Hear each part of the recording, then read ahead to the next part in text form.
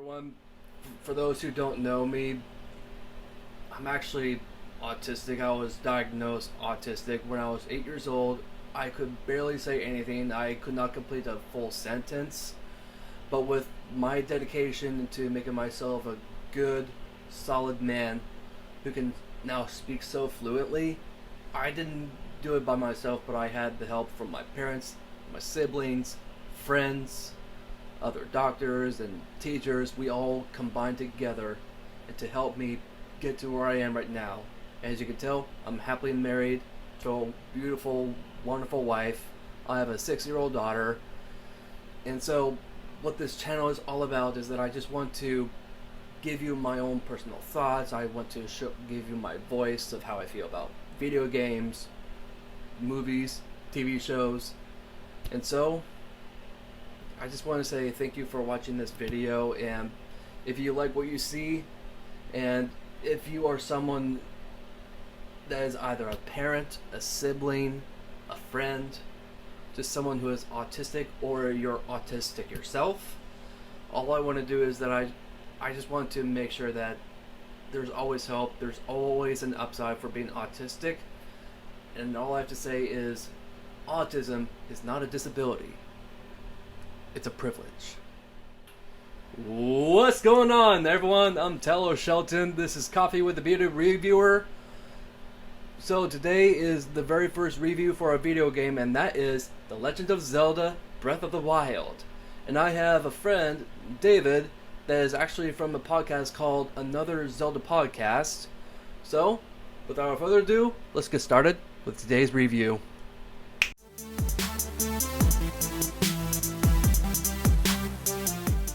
What's going on, everyone? I'm Taylor Shelton. This is Coffee with a Bearded Reviewer, and today, folks, I am very proud to say that this is the very first review that I'm doing for a video game this time. And what's a better way to talk about one of my all-time favorite video games, The Legend of Zelda? And we're going to be talking about Breath of the Wild. And just given that we're actually getting a Calamity Hyrule Warriors game coming out next month, so what's a better way to talk more about Zelda other than with these guys? I would like to introduce guys to this awesome man. So how about you tell everyone who you are and what you're all about? Sure thing. Thank you so much. My name's David. Thank you so much for having me on the show. I'm very excited about our conversation tonight. And before I get into what I do, I gotta say, boy, look at this setup you have behind you. I'm seeing Triforces. I'm seeing, is that a Master Sword on the wall back there? Yes, it is. Oh, very nice. I'm Yeah. quite impressed. It's very exciting. I have a small Zelda shelf. It's out of frame from my video. It's up this way, but it's quite nice. So yeah, my name's David Geisler, and I'm one of the hosts of the podcast Another Zelda Podcast, and we started back in 2017. We've been going for about 2.5 years. And it's a bi-weekly show. It's been a little rocky these past couple of weeks because of the global pandemic, but typically it's a show that comes out every other Thursday. And my co-host Kate May and I talk about all things Zelda. We review shows once in a while, or review games once in a while, but mostly we'll do things like, oh, let's talk about all of our favorite Gorons, or let's talk about for the fun of it, let's do a top 10. We have our next upcoming episode is actually top 10 most bothersome enemies.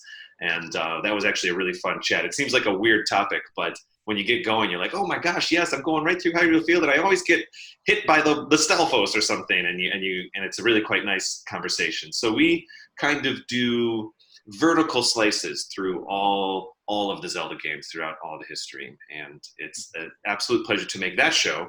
And I've gone on record as saying that Breath of the Wild is my favorite Zelda, even though I have a few others that come up right behind that. So I'm very excited to be talking about Breath of the Wild tonight. Thanks for having me. Absolutely. Yeah, thank you so much for being part of this. I'm very excited to just talk to you about how we feel about this game, but I'm sure we're going to talk a little bit about some of the other previous games and how it compares to this one. But I did want to ask you first and foremost, so are you saying that Breath of the Wild is your number one favorite Zelda game? So interesting. Well, let me say this: the very first episode that Kate and I ever recorded, and actually, I want to point out that as the show's gone on, we've brought on a slightly wider cast of characters. We have some people that write blogs for us on the website, and they pitch in and join us for episodes and things like that. But the first two seasons there, it was pretty solidly just Kate, May, and I. Mm. Our first episode ever, just as a warm up, very simple topic. It was our three favorite Zelda games, and of course, this was kind of maybe we were just getting started with Breath of the Wild. In fact, we had a little subtitle: "Our three favorite Zelda games, not including Breath of the Wild," was the first episode. And for me, it was pretty simple. Ocarina was in there, Link's Awakening was in there, and at the time, 2 years ago, Twilight Princess, believe it or not, was actually my favorite Zelda game. It really worked for me. Mm. Now, I do think that Breath of the Wild's done some amazing things. I like the evolution. I kind of miss the classic dungeons a little bit. There are some things here and there, but for the most part, Breath of the Wild is what I wanted Twilight Princess to be. Breath of the Wild is what I wanted Ocarina of Time to be. Breath of the Wild is what I wanted the first, which I'm old enough that I actually played the original The Legend of Zelda when I was like in second grade or whatever, when it actually came out. And that's what I imagine that game feeling like. So to say, is it my favorite video game? I will admit, because I really like open world. I really like to kind of make my own stories. My favorite genre of game is usually like the roller coaster tycoon, kind of like sandboxy, give me stuff, let me play kind of games. And so to take that style, adjacent, but that style, and to put it into my favorite franchise of all time, which I can comfortably say is The Legend of Zelda, really, really made Breath of the Wild. Maybe it is my, you go in and out. You go in and out. There's certain games that you like for a month, but at the end of the day, the one that I keep going back into is Breath. Mm. That's good. How do you feel about it? Actually, I'm not. We did. So, by the way, we didn't share any notes before this recording or anything. You may not like it at all. I'm not sure. Oh yeah. So even to this day, I'm still kind of like just fighting either it's Ocarina of Time or this one, because Ocarina of Time, it was one of the very first video games that I've ever played. Yeah. So I feel very nostalgic in that essence. But I mean, like when you play Breath of the Wild, I mean, the first time I played it, I just felt so nostalgic for everything that it brought to the table. Like you can definitely tell that there were some elements from Ocarina of Time that you're going like, oh, from that game. Oh my gosh, the first time I came across the ranch, I almost lost it. Oh, me too. It was awesome. Seriously, like, oh my gosh. When I saw the ranch, I'm like, no, not the ranch. It's gone. But also, it was nice to be back in a way. But allegedly, according to the canon, that was like 10,000 years ago or more. So I guess it's been a while. Yeah. But when I first played the game, it felt really weird because I was seeing a lot of elements that was not in the because there's a total of, actually right now there's a total of 4 timelines. But yeah, I would agree with that. Yeah, beforehand there was actually only 3, because there was the downfall timeline, there was the adult timeline, and there was the kid timeline. Yeah. I think the adult timeline, there was one where Link actually does defeat Ganon in Ocarina of Time, but there's another one where Link actually fails at defeating Ganon in the downfall timeline. Because in the downfall timeline, that is actually the aspect of some specific characters like the Koroks. Oh, I know. Yeah, there's that whole Korok thing. Yeah. So, like, when I was just seeing all these different characters, all these different elements from different timelines, I'm like, what's going on here? What timeline is this? Like in Breath of the Wild, you're seeing this weird merger of it all. I agree. Yeah. I was very confused for a long time. And we did a bonus episode about this on our Patreon page, but we talked about where does Breath of the Wild actually fit? And then there was that answer about a year ago from this recording. Nintendo kind of officially said, okay, fine. I'm joking right now, but basically Nintendo said, okay, fine. Breath of the Wild comes after everything else, and it's its own new thing. It's like, oh, come on. That feels like a little bit of a cop-out. There's clearly these references. I mean, there's this theory. I don't know how you feel about this, but there's this theory that it's called The Legend of Zelda. It's not called the factual history of Hyrule or something. And so there's an idea that maybe the previous 25 to 30 Zelda games, depending, maybe none of them are canon. They're all legends. They're all stories that have evolved, and maybe they don't line up perfectly. And now Breath of the Wild is the first actual real one. And all the other Zelda games are stories that exist in the Breath of the Wild universe. It's getting a little out there, but it is something to think about. Yeah, that was actually a theory that I came up with just maybe about a month after the game came out. Because what I thought what the whole timeline was all about is that I felt like that all the previous games that we experienced throughout the past 30 years of Zelda, that I kind of had a feeling that like everything that happened all was in the same timeline within this universe. Yeah, Like, and definitely some of those staples like that here the that Ocarina Majora timeline that exists. That's all pretty solid. That stuff lines up. You can kind of do yeah, Skyward um, through to Twilight, I think, and have it all kind of line up. And this idea that the Ganondorf in Twilight is the same Ganondorf from Ocarina after he got put in the like that's all canon. That's all there. Those things yeah. are solid threads, and so it's easy to assume that it's all one big Oh, timeline. totally. But at the same time, like my first thought, especially when the I think it was Skyward Sword. That's the one with those birds, isn't it? Yeah, the hornbills. I Okay. think Yeah. in real world, they're called hornbills, but they're basically hornbills with like a dog tail was the inspiration, I Right. guess. And so when I had the chance to play that game, I'm all like, what's going on here? Like, because it was not until later on that I actually completely understood what Nintendo was doing. Is that this was actually meant to be like the very first thing that would happen that would lead up to all the other games. Yeah. And so it just really enriched more of the mythology of Ganon, Link, and Zelda. Because when you see Demise just on the verge of disappearing, he's going like, I curse you that we are Yep. going to be doing this forever and ever. Yep. And he basically rises up and controls these little Ganon puppets all the time, and that's where Ganon. Yeah. That's why there's so many different versions and forms of Ganon. Even though once in a while, hey, how do you? Well, I don't want to go down a rabbit hole, but this idea that Ganondorf in Twilight Princess is the same Ganondorf from Ocarina, and that is the same Ganondorf in Breath of the Wild too, because he's buried under the castle because that's where he went after Yeah. Twilight. I am so into this. I am so into this. Oh, me too. So that's the very crazy part, is that I really do think that I'm sure you've seen the trailer for the second one that's coming out, right? Oh yes, yeah. We have a quick little video about it on our YouTube page. Yeah. So I really do think that the character that you see that looks like that there's like this mythical hand clinging on to this guy. Yes. So I kind of have a feeling that is the actual legitimate Ganon. Like maybe it was just his own malice that appeared as Calamity Ganon, but it was not his full force. Yeah. I agree. I think Breath of the Wild's Ganon, Calamity Ganon in Breath of the Wild. Yeah. I said this in a couple episodes on our show.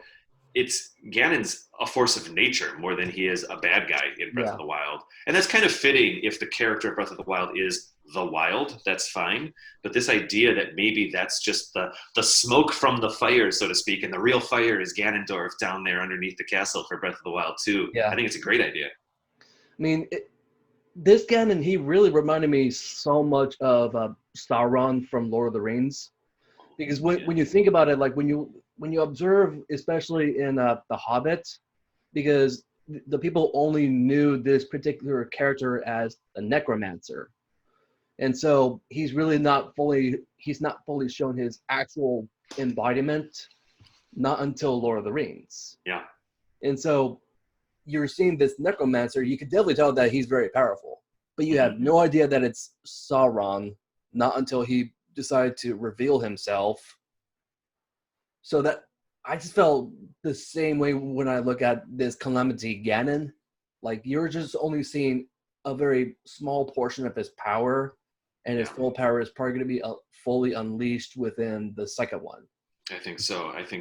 How did you feel? I brought up the dungeons just for a split second about 10 minutes ago. When you started playing Breath of the Wild and enjoying the Ocarina dungeons, like you've said, Um, I'll say for myself, I was cool with the divine beasts, but it took. I already said I kind of missed the classic dungeons a little, but it took Yeah. some adjustments for me with the beasts. I thought they were cool, but how did you respond? Uh, I think I might be more neutral on that because I just thought I really thought it was a good idea that like you're actually working around the divine beast. You're kind of like Yeah, controlling it, and I thought that was a cool element. yeah, that you're But absolutely right.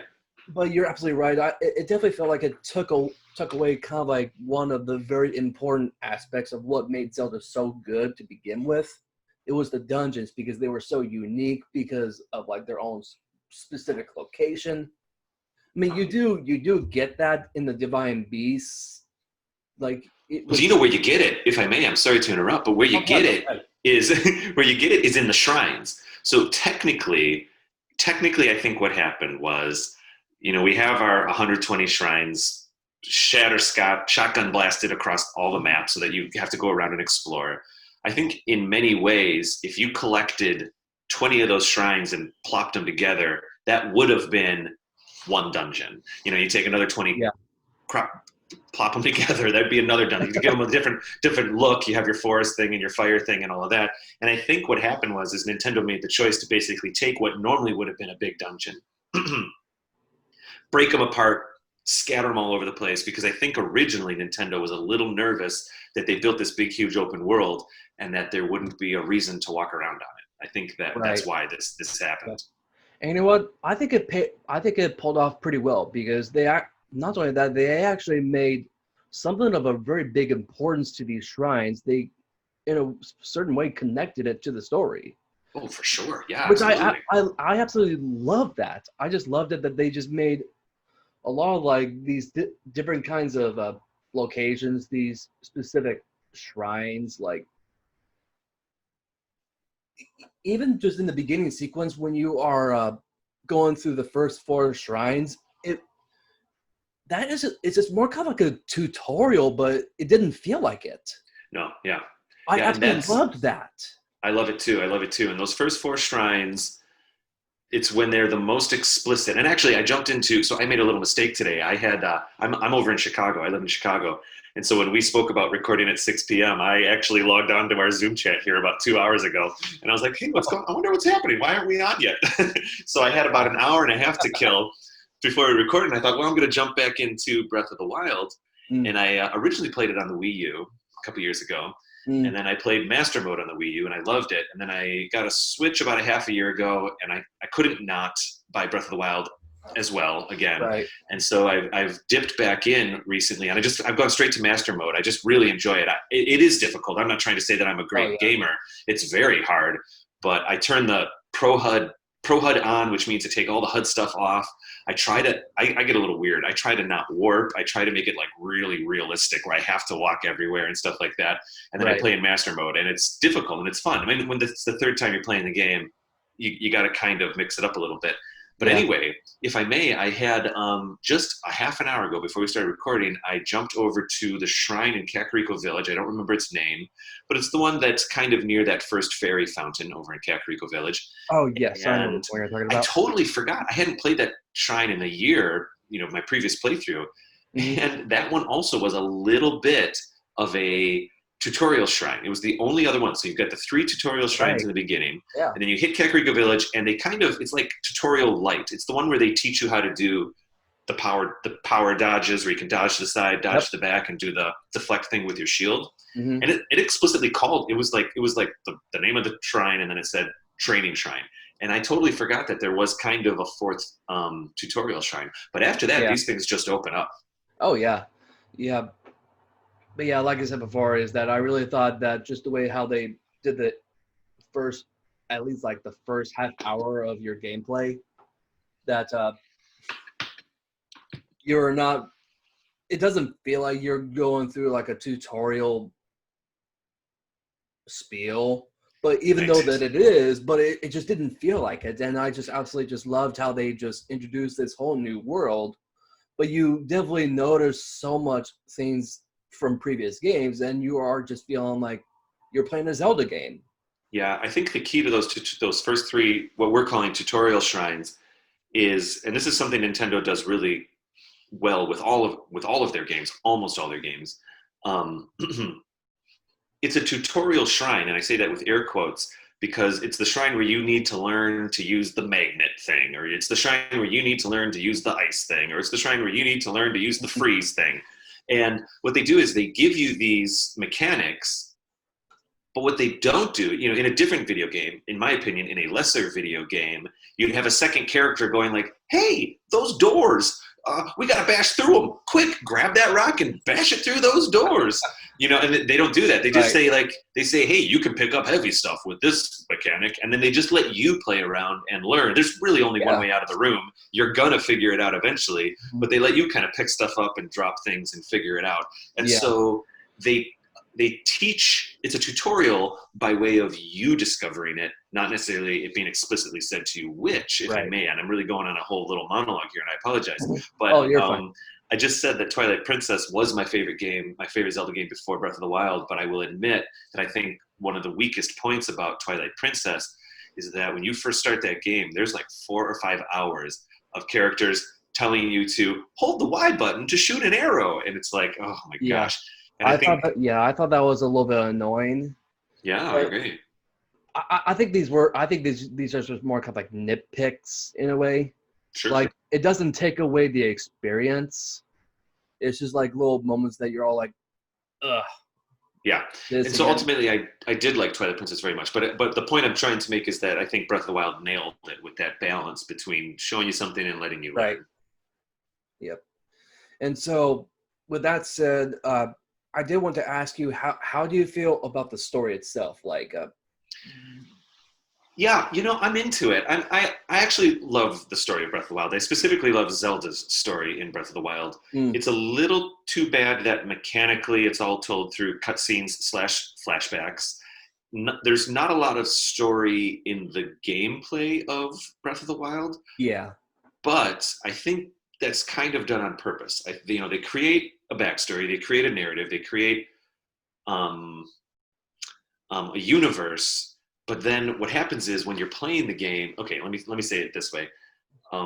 Sometimes when you play a different Zelda game or any other video game, you say to your friend, "Oh, hey, when you got to the Zoras, wasn't that cool when you got to the Zoras?" Because every single person who got to the Zoras in Ocarina or Twilight or whatever had the same experience. But when you really listen carefully to people who play Breath of the Wild, they say, "When you got to the Zoras, what did you do?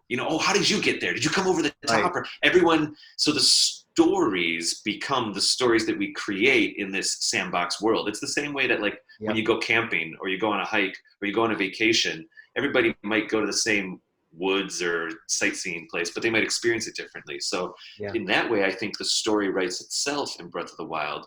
But as far as the actual lore, Zelda's story, I think it was nice that Zelda had some capacity. It was nice to see a character that she was struggling internally to figure out how to.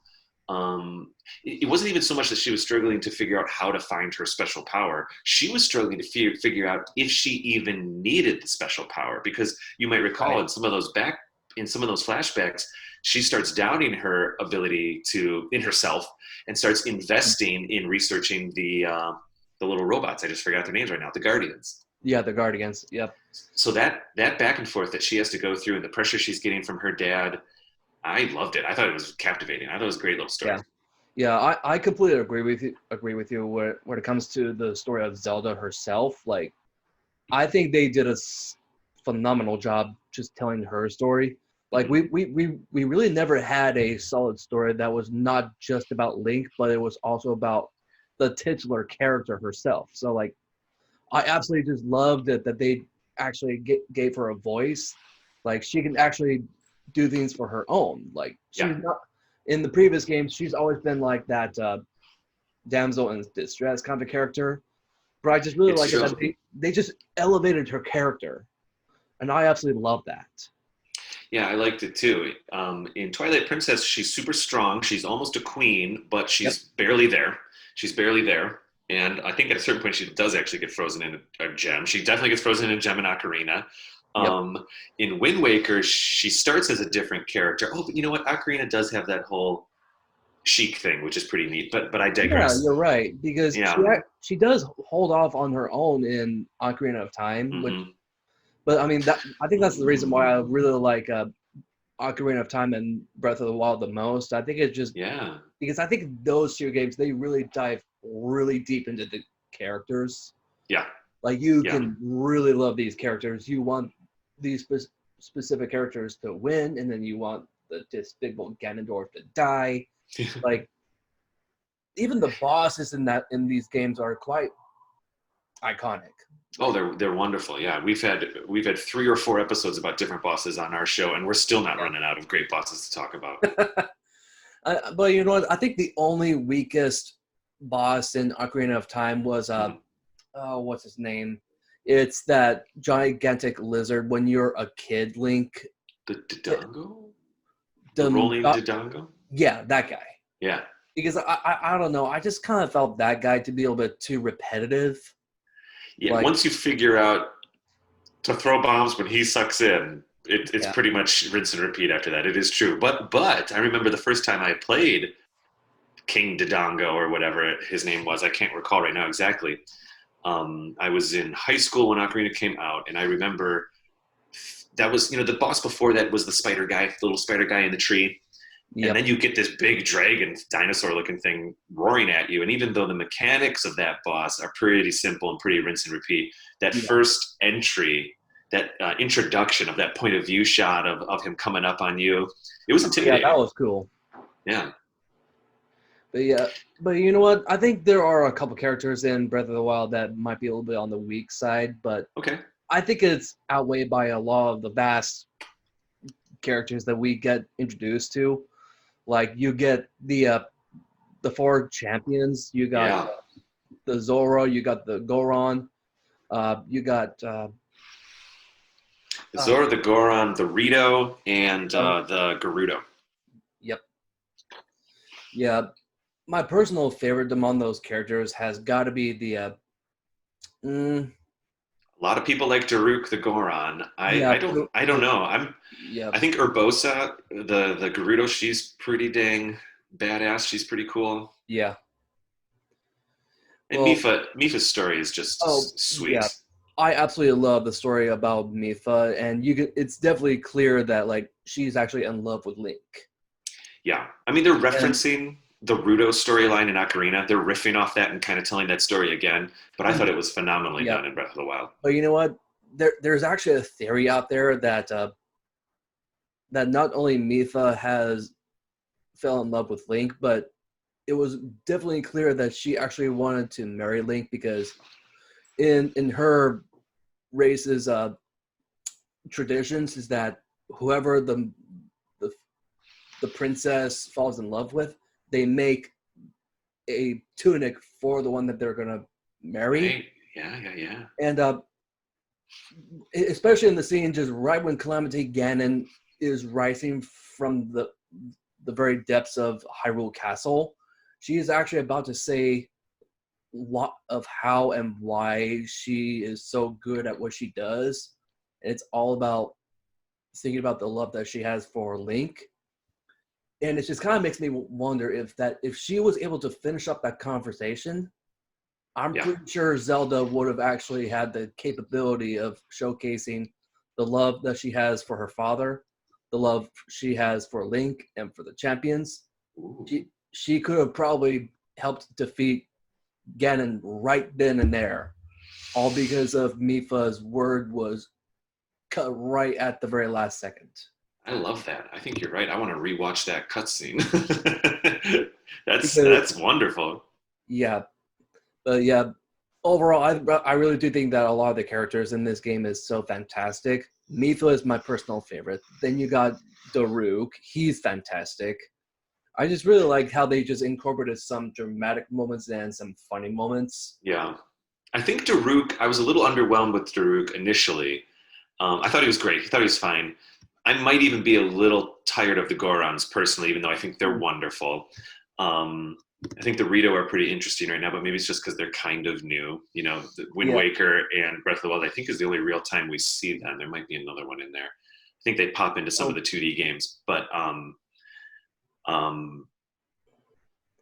Daruk, but I came around on Daruk, is what I'm trying to say. Sorry, I lost my train of thought there. I came around on Daruk after once I played the DLC and saw some of his backstory. I was like, I'm mm, with you, Daruk. I'm with you. yeah. I like you. So that means you've played the DLC part. So in normal mode on the Wii U, I've completely gone all the way to the master set. I haven't done the 900 Koroks, but I've gone full on everything else, and it's been Oh very gosh, fulfilling. don't get me started on those 900 Rocks because Yeah. I think that is one of the only downsides. I mean, one thing that I do really like about the Koroks is that they're actually the very element that is helping you uh, have more slots for all the items. But when you collect all 900, you get a piece of crap. I know. And Why technically, is that man, a reward? it's Like not. you take all of this time and effort to find all 900, and it's for a piece. I think Probably the Deku Tree's crap. I know. I think it's a bit of a joke by Nintendo. It's like when you get these video games are weird because you build up a skill set for something, you get good at it, it exists in this virtual um, measurement, and it doesn't necessarily always translate to the real. It doesn't have to. That's why it's entertainment.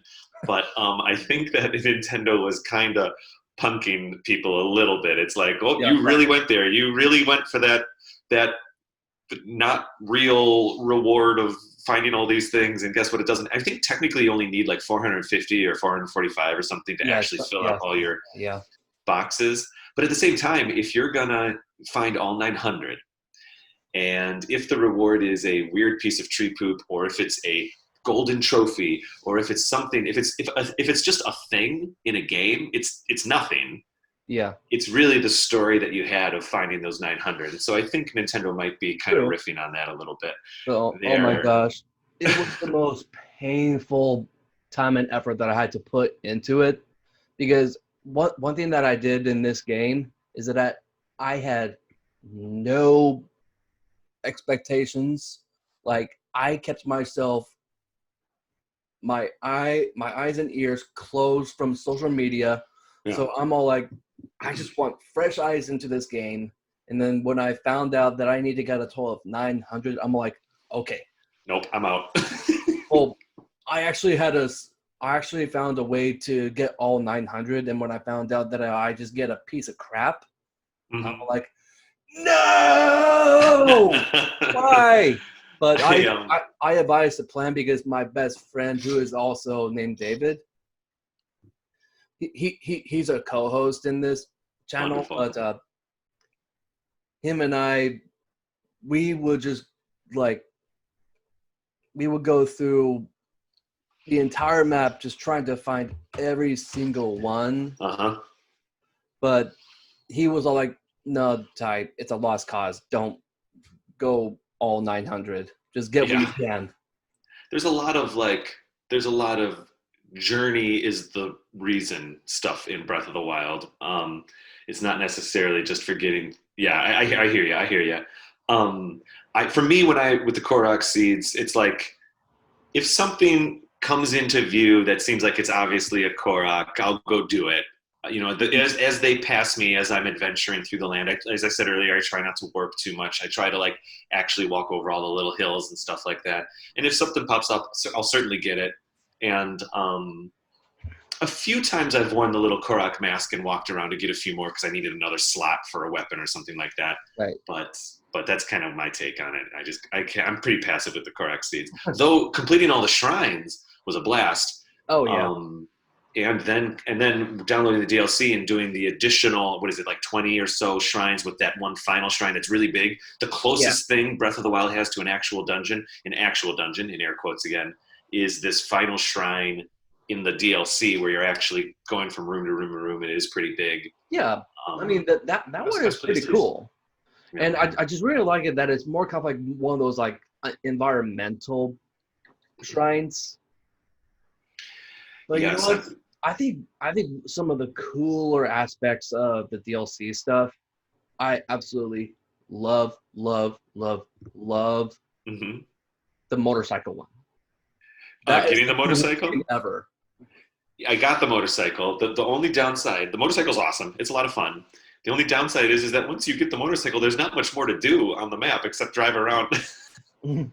You kind of you've found all the shrines already. Maybe you drive around for maybe you put your little Deku nut mask on and drive around and wait for it to shake. Right. Um, but it is a super cool thing to and you know what? I'm a big Back to the Future fan as well. And every time you walk up to the motorcycle and you have to like put food in it or you put just anything in it because you have to give it fuel. I have like Mr. Fusion flashbacks from Back to the Future 2, and I just feel Yeah, like I'm me too. I'm just evoking that. It's a lot of fun to put food in the motorcycle. So, not so I did want to ask you a couple more questions, and Yeah. it's just in regards to we already talked about the characters, we already talked about the story, but I wanted to ask you how you felt about this version of Ganon. This version of Ganon, yeah. I I don't mind the Ganondorf thing. I don't necessarily prefer the more humanoid Ganondorf representation, or do I more prefer the Ganon, pig beast version in Mm. all the different games? It depends. I think, as I said in the beginning or towards the beginning of this recording here, Ganon in Breath of the Wild is mostly a force of nature, and it's not really. Oh, do you mean like the Ganon battle? Because the Ganon battle was a bit underwhelming for me. I kind of Yeah, felt, and I don't mean to be sassy, but I kind of felt like I was just fighting some kind of Resident Evil knockoff villain. Like it was yeah, it didn't I know feel. exactly what you're talking about. It just felt Yep. like okay, let's create a weird spider creature that's got one arm that does the one thing and another arm that does the other thing and one arm that does the other thing, and we'll make him a scary face, give him a scary face, and guess what? He's going to be kind of like one leg is different, and it's just going to be all the different parts cobbled together. And that can be scary in a Resident Evil game, but for me, Yeah. in a Zelda game, I look for something a little bit more refined, like the Ganondorf physics puppet in Wind Waker, or that amazing three-part Ganondorf fight at the end of Twilight Princess, Yeah. Ganondorf fight. Even the Ocarina ending was a staple in my teenage years when Oh yeah. when the lightning cracks and he goes and it's Oh, Ganondorf or oh, Ganon, dude, I mean, that one. just the coolest. Okay, when it comes down to all the Ganon deaths, my personal favorite is the one where you see that guy snap his neck and he just dies standing. That is the best one ever. I also like the one What? where Link stabs him in the face and he turns to stone. That's Wind Waker. That's for a game that was like cartoony and for kids. It is we'll say dramatic ending to Ganondorf's existence, Yeah, because they frame it so that he comes down and then it like pulls back or the framing changes. And you see this. I mean, it's cartoony, so it's not particularly violent, but you see this thing come right out of his forehead, and you're like, "Oh my goodness!" right. Yeah, but you know what? I absolutely agree with you. I definitely feel like that the battle against this Calamity Ganon, it felt a little bit underwhelming. Yeah. But I'm not dismissing that. I still think that the boar Ganon, Hmm. I think that version of Ganon was a little bit better than the one that we had in the depths of the castle. Yeah, I agree. I mean, honestly, there's a big boar that shows up in Twilight Princess as well, and they're referencing the original Pig Ganon from the first couple games, Yeah, and I mean, I loved Kaiju Ganon, Boar Ganon at the end of Breath of the Wild. I thought it was yeah, great. Like, once you realize you really can't get hurt, you can get hit by his big laser, but for the most part, you can kind of ride around and be okay. yeah, Once that veneer kind of comes off, then you're like, oh, I don't know if this is that fancy. But when you don't know, when you're seeing the smoke and mirrors and you don't know that you're not really in danger, but it feels like you're in danger, oh, that ending is thrilling. To be yeah, riding on your horse and trying to shoot those arrows, and this thing stomping around on this world that you've been exploring for sometimes hundreds of hours, and he's just kind of stomping up and down and moving around. It's amazing. You feel like you've got to like save the land. By the yeah, second, third, or fourth time you play, you're kind of like, I think I'm just shooting arrows at yellow circles, but it's okay. yeah. But you know what? overall, I still think that the battle against Ganonu, I think it was entertaining enough. But you know what? I if you really want, it just really felt like that. If I was gonna have like a more exhilarating battle, I would actually not take on the divine beasts, and I would take on the Ganons from those divine beasts in the main castle. Oh, I see. That way, it makes it a little bit more difficult for you to make your way over to the real Ganon.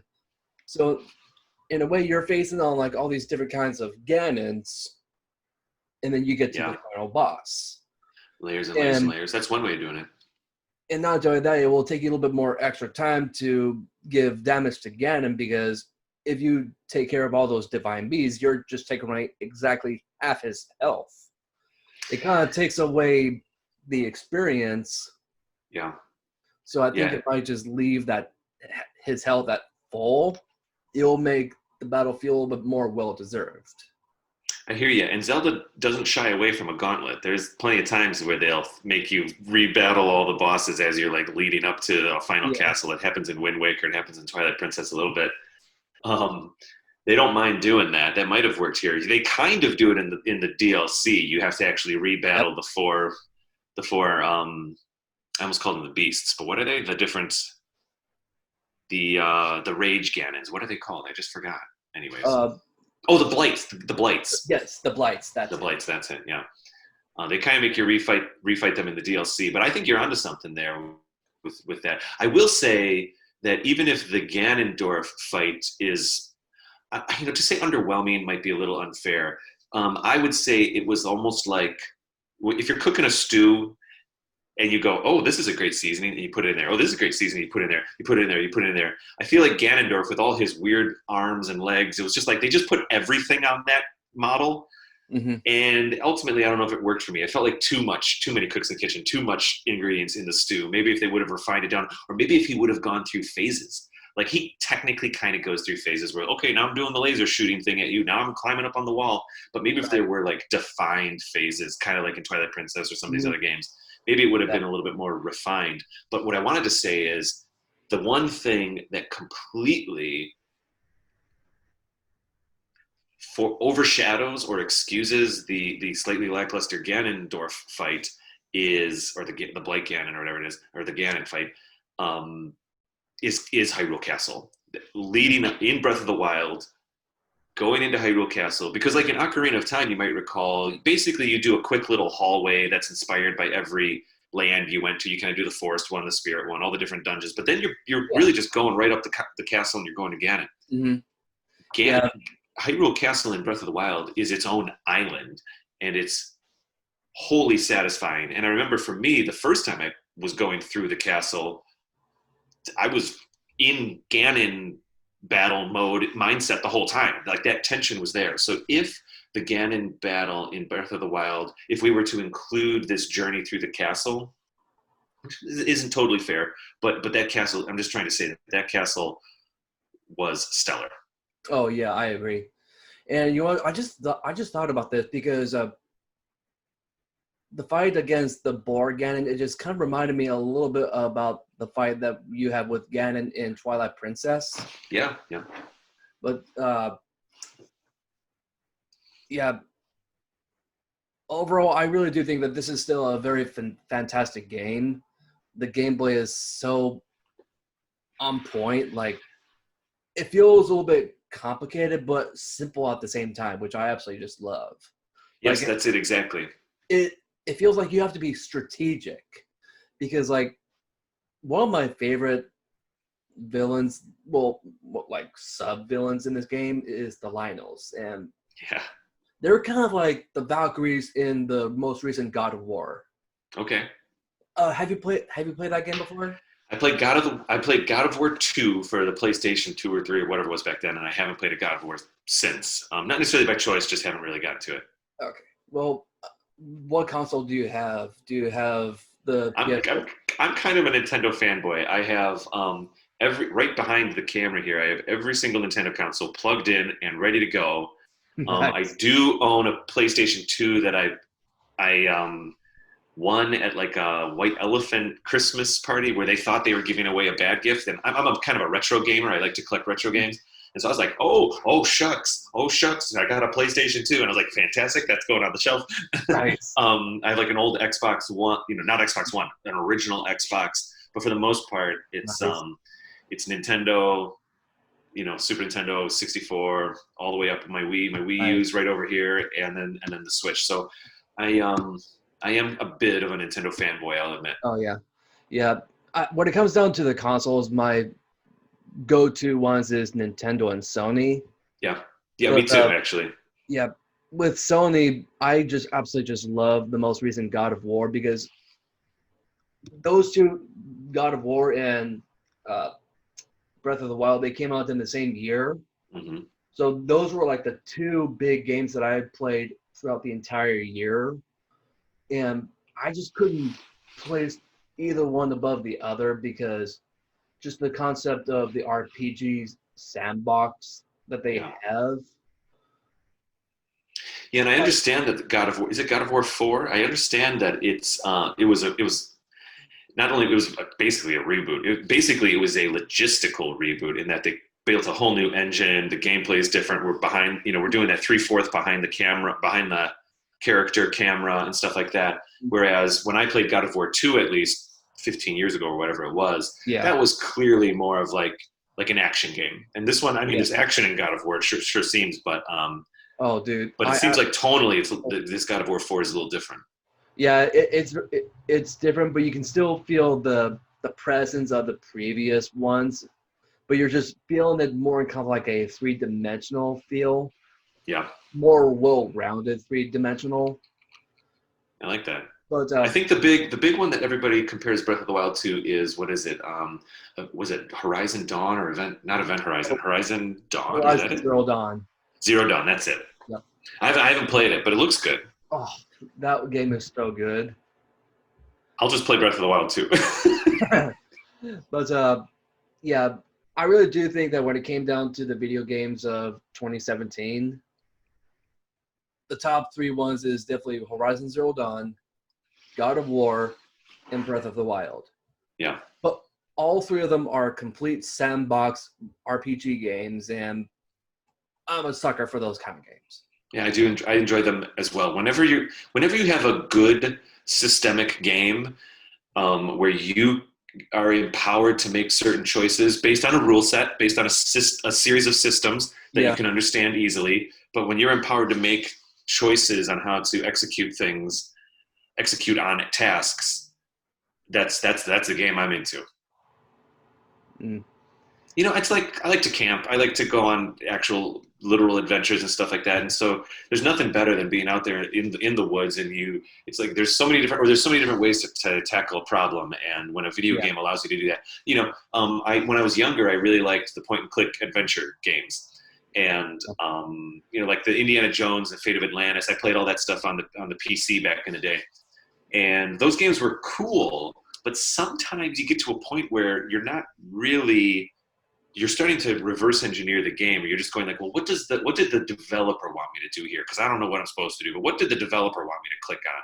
right. With a game like Breath of the Wild and perhaps these other games that we're discussing right now, you never feel that way. You feel completely empowered and in control of what you can. I mean, you might be getting your butt kicked sometimes, but you're like in Yep. control. It's on you. You didn't make the right choices or something. And I Oh think yeah. that's really exciting.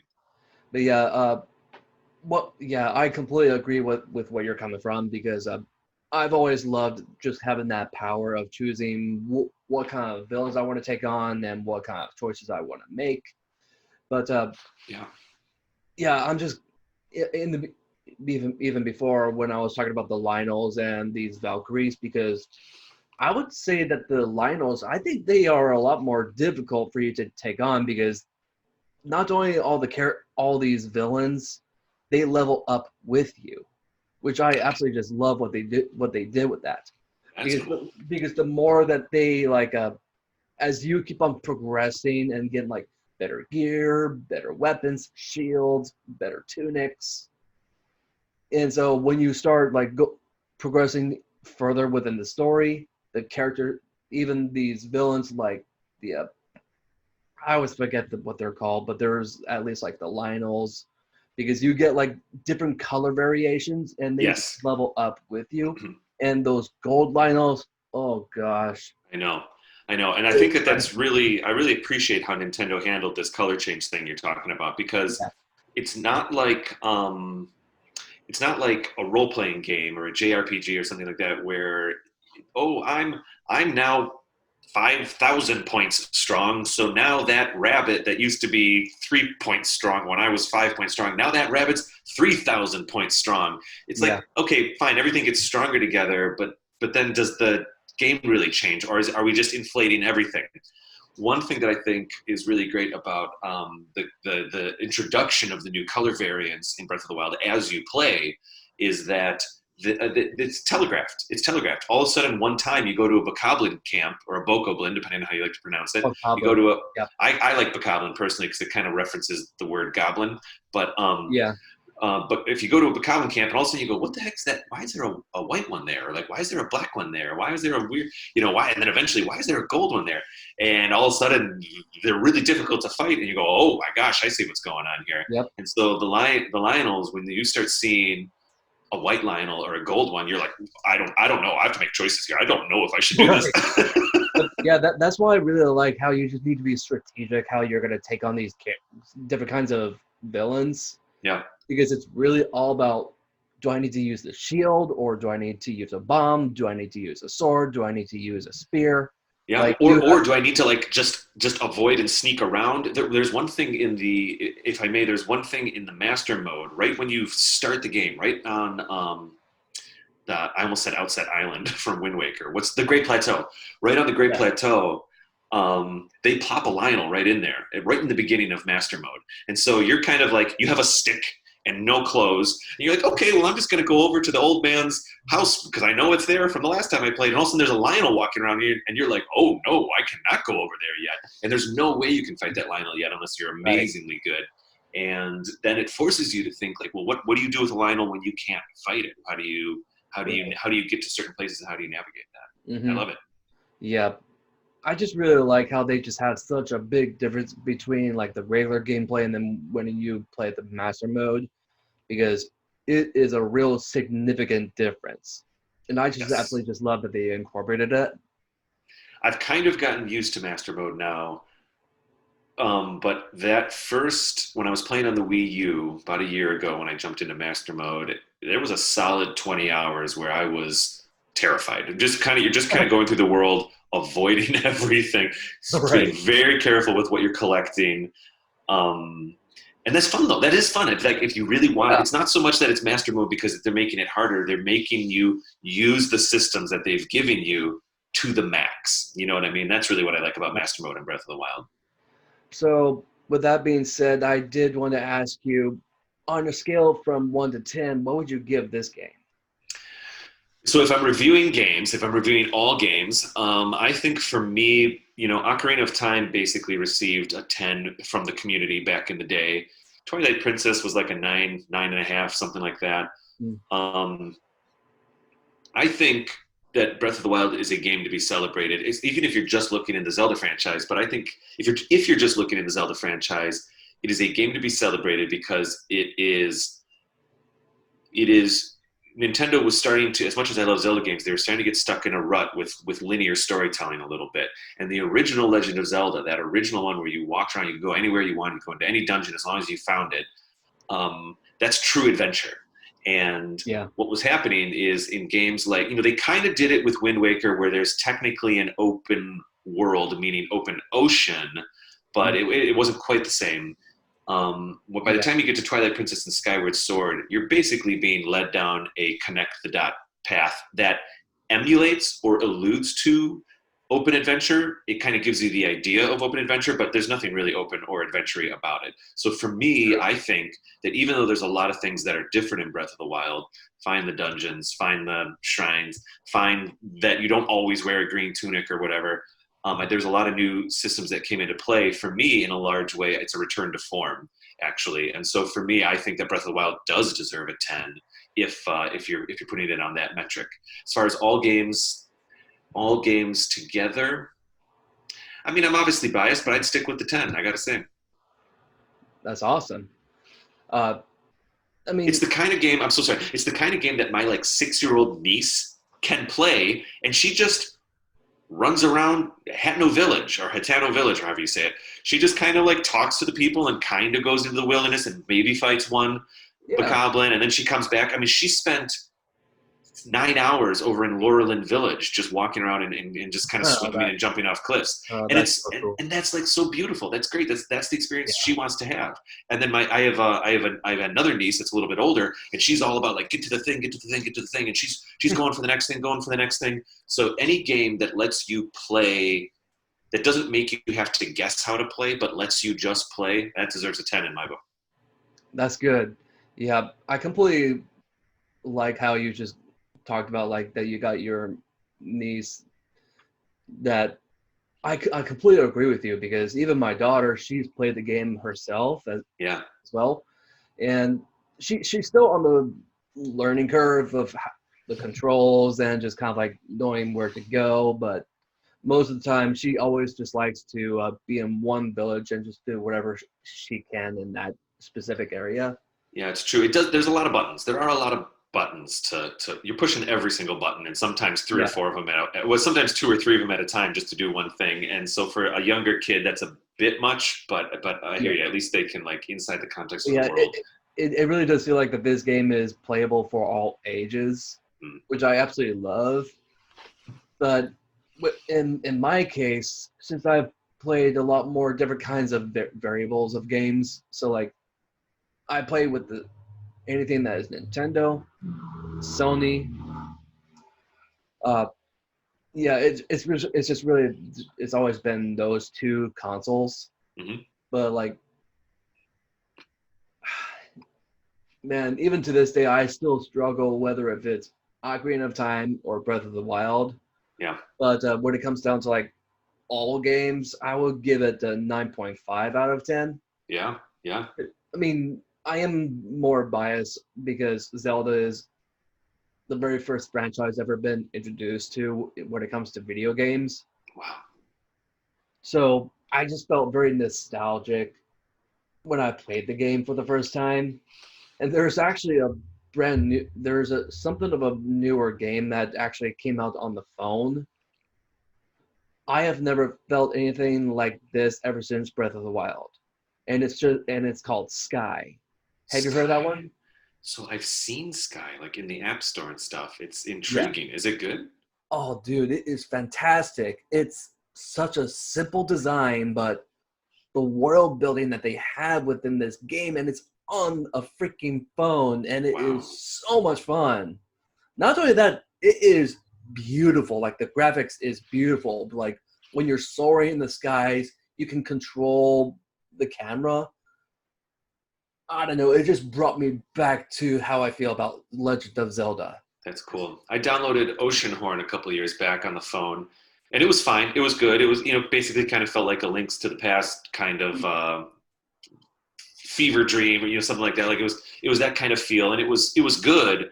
But when I saw the Sky trailer or whatever in the App Store, I kind of like, oh, ultimately I didn't know if I needed to play Oceanhorn, even though I enjoyed it and everything, and I kind of thought Sky might be the same. But now, based on your recommendation, I think I got to go for it. Oh yeah, I think you would love this game because not only that, even when you play it, you don't feel anxiety. You don't feel a form of like there's a line all around the corner. Nah, it's not like that. You actually feel at ease. Like it's a very easy game to follow. Like you can understand what you're supposed to do. But I don't know. It just really took me back to Ocarina of Time. I don't know why, but it just reminded me so much of that specific game. I gotta check it out. You sold me. But the cool part is that you can even customize your character a little bit. Oh yeah. I mean, it's got a little story in the beginning when you first download the game, hmm and it's a very simple concept. It's just about you going to like different areas in the sky where you need to find fallen stars, and you need to help them go back to a temple where they go back up into space. Yeah. It's a very simple concept, well executed. Love it. And, and you know what? I think that's how I feel about Breath of the Wild. It's a very simple concept, but they just executed it so to perfection. When you make even the systems, the way the systems work have a lot of complexity, but the way that you interact with the systems or the way that you can execute the systems is very simple. And I think that's what creates the quality gameplay. Oh, totally.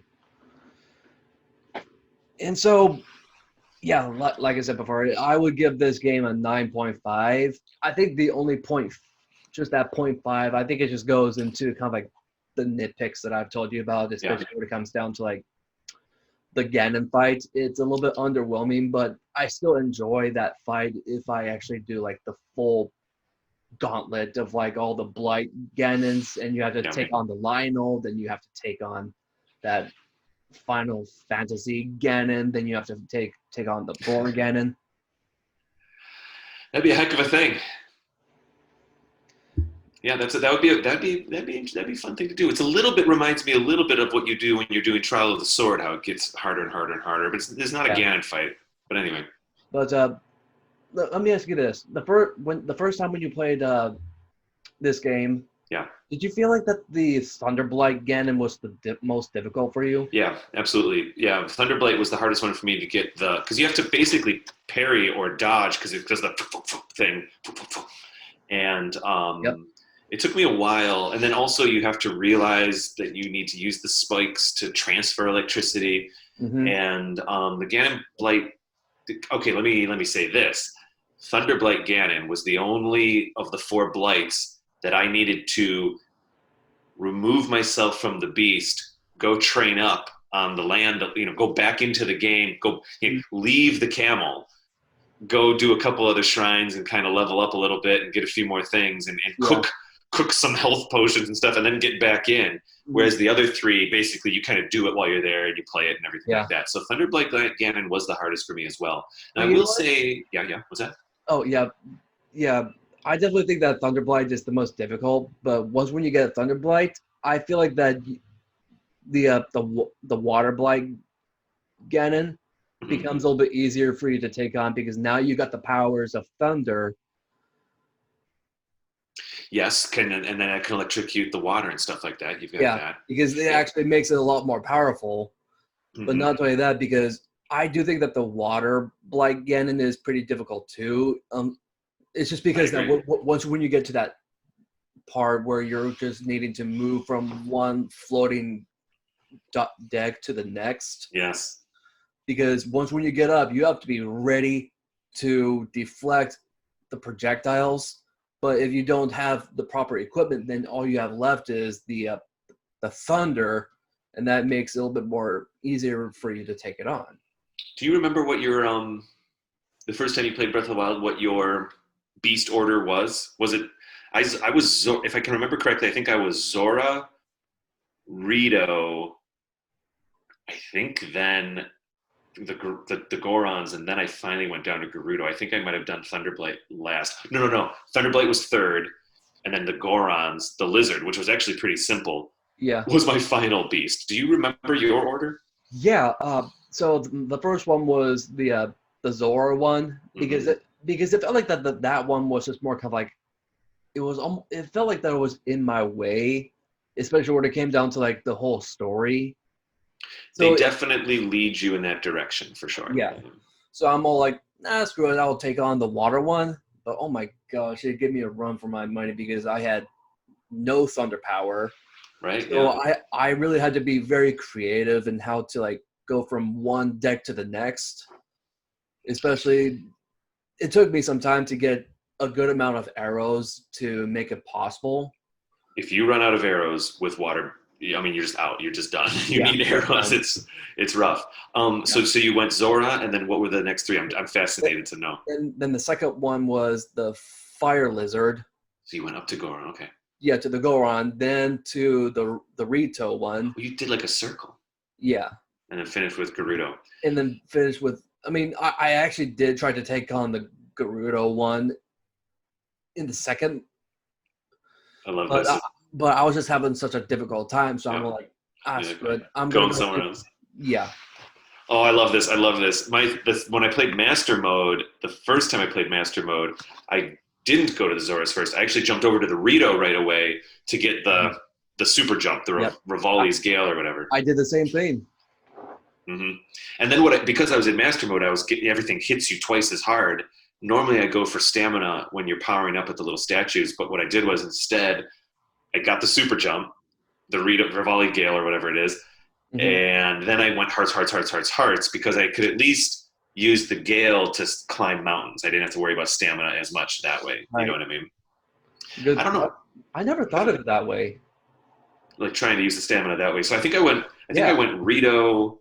I think I went Rito Goron because then I wanted the shield because I was getting hit a lot in master mode. Yeah. And then I don't remember after that. It probably was just Zora and Rito or something like that. Anyways. Yeah, when I did it in the master mode, I did the Rito first. Then I actually went to the Thunderblight one. Because I just felt like that when I take on the Thunderblight one, it's going to be a little bit easier for me to take on some of like the more dangerous villains out there. Because it's got the whole Thunder thing. It's got like a pretty good radius. It really does. The only thing is you have to charge up for it. So it's a bit of a tank maneuver. You have to stay in place, charge, but it really pays off. Yeah. And then the third one was the water. Then so I finished with Goron. Yeah. So I almost went like full on opposite. In the first one. Yeah. I like your idea of Thunderblight, then the Rudo, or Vom Meadow is the bird, Varudom I think is the elephant.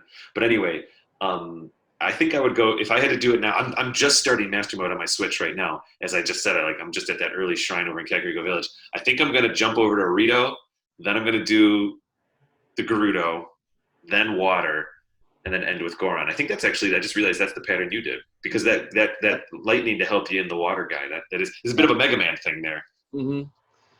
But yeah, so I absolutely just love that we got the chance to do this. Before we close out, I just wanted to ask you if you would like to close out with just kind of like telling everyone where they can find you. Oh yeah. Yeah, certainly. Thank you so much. We're very easy to find because all of the Twitters and the Instagrams and the websites are all the same verbiage. So you can, if you'd like to check out our show, it's called Another Zelda Podcast. And we have our website is anotherzeldapodcast.com. We're Another Zelda Pod on Twitter and Another Zelda Podcast on Instagram. You can find us on Facebook and all that stuff. Facebook, YouTube, just by searching Another Zelda Podcast. If you want to listen to our show, the audio of our show, we're available on Apple Podcasts, Google Play, but I think they technically just rebranded to Google Podcasts, but I'll say Google Play, and we're also on Spotify. And then we also put our audio episodes out on YouTube. We have a Patreon page that people can join, and we have a couple different tiers. There's a mid-tier where they get some behind-the-scenes bonus episodes. The highest tier, which we call our Magical Sword tier, they actually get to see, we set up a camera and record ourselves before recording our episodes, and they get to kind of hang out with us in that way. And so that's a lot of fun. And you can get to our Patreon page from our website, anotherzeldapodcast.com. If people are inclined to check me out on the internet, I'm just at Raptor Paint. Raptor, like Velociraptor, Raptor Paint. It was a weird joke from like 20 years ago where people said, what would be the sequel to Mario Paint? Jurassic Park was popular at the time. I went with Raptor Paint and it stuck. So I'm Raptor Paint on the internet. That's good. I like it.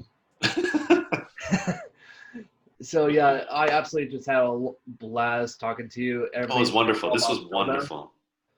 And I definitely want to do another video with you guys. And so yeah, what I actually did want to ask you one more question. Sure.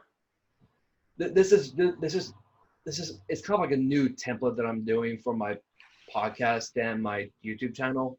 Is that I just want to kind of like ask your input on how you felt having this Zoom meeting with me, because before we started recording, I told you a little bit about me and just kind of like what my goal, especially with my channel, and just how I'm just trying to like reach out to those who are like families of someone that is close to them that has autism.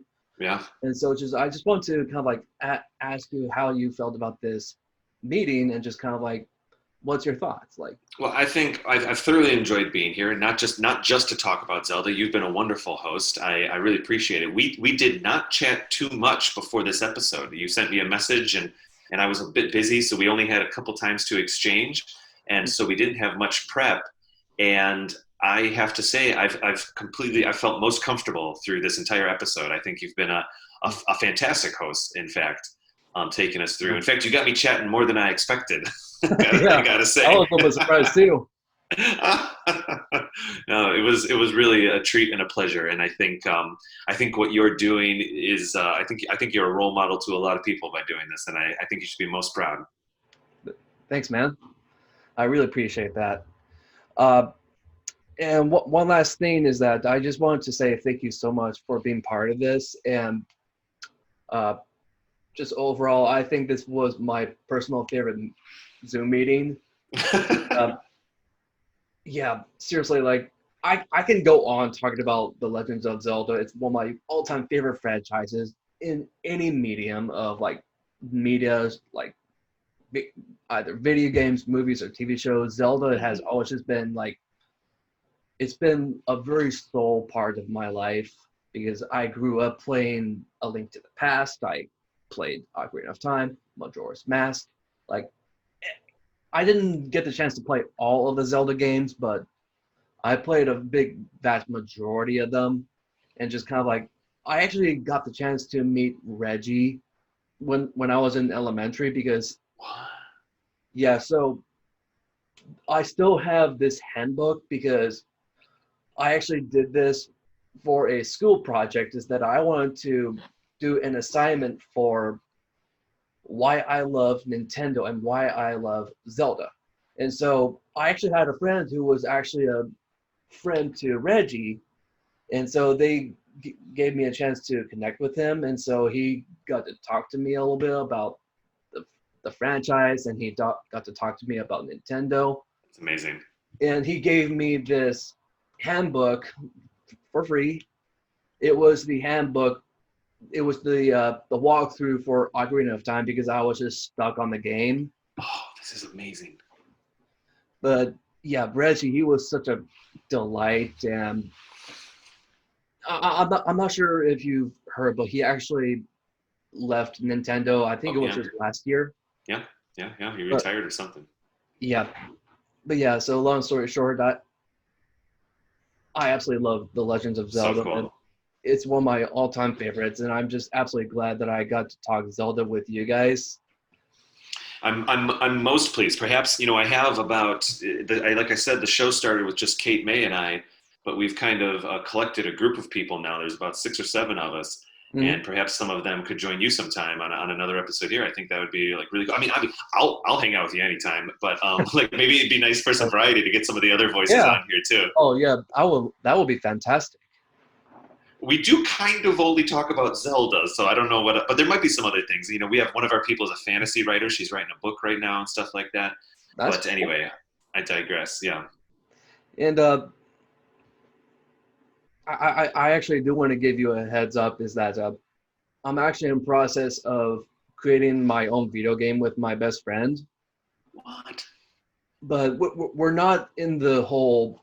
Uh, we're not in the process of like the digital part, but because I actually went to college for illustration and technical design, so Cool. I've been doing a lot of design work, and I've just been developing a lot of characters. And my best friend, he's more kind of like the writer guy, so he's been taking care of all that stuff. But we're doing kind of like a blend of Zelda and Pokemon in a way. That's great. It's those two good things to mix.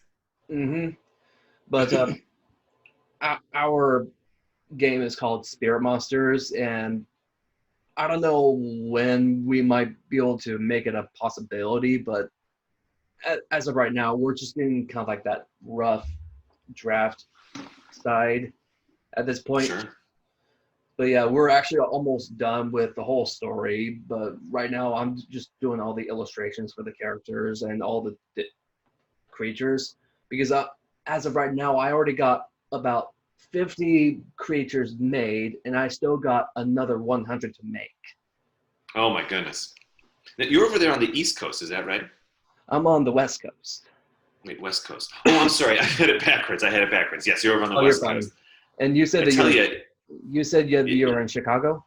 I'm smack dab in the middle of Chicago. It's true. We're once the world starts again, once the world comes back to normal, we're Mm. planning on doing a bunch of meetups and even like having little quiz episodes and stuff like that. If you ever find yourself over here in the Midwest, reach out to me ahead of time. I think it would be a blast to meet up in person. Oh, totally. Yeah. Uh, yeah, I'm actually just about like a hour away from Seattle. Uh, I live in Tacoma, and it's just kind of like right there in the center of like the whole harbor area, especially where it just kind of connects from the Puget Sound to the Pacific Ocean. Okay, yeah. But yeah, thank you so much for being part of this. I am really glad that we got to do this.